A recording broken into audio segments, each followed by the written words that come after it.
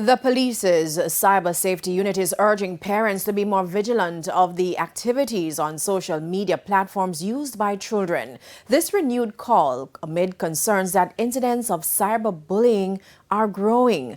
The issue was raised at the Child Protection and Family Services Agency's Anti-Bullying Technical Working Group Workshop Series. Jamaica Maitland reports. The old saying, sticks and stones may break my bones, but words may never hurt me, may very well be a thing of the past in today's world, or at least online. A 2018 UNICEF study done in Jamaica revealed that 39% of teens say they'd been a victim of cyberbullying. However, many of the cases go unreported.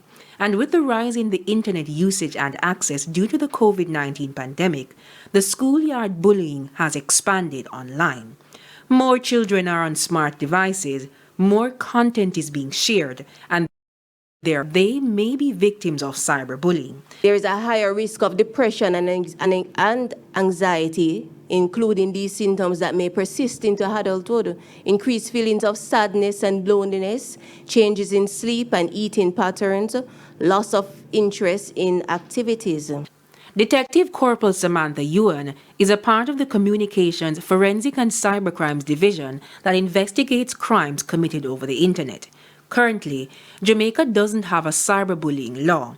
The offense, malicious communication through the use of a computer, is the closest that could address the growing issue. It's why she's recommending that schools create their own policy with sanctions to educate students of the far-reaching impact. Establish clear policies regarding cyberbullying, not only at school but in all contexts where it occurs. Policies need to define cyberbullying and appropriate cyber conduct.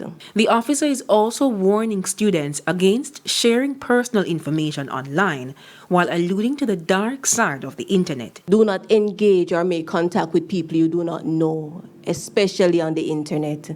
Never arrange to meet someone you don't know. Look at your privacy settings on computer and do not give out information about yourself.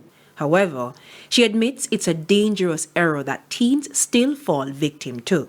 It's why she's urging parents and guardians to be more aware. Adults should be more responsible for their children and participate actively in keeping their children safe online, whether it is to be friends or to know the credentials of their websites, of the sites that they use.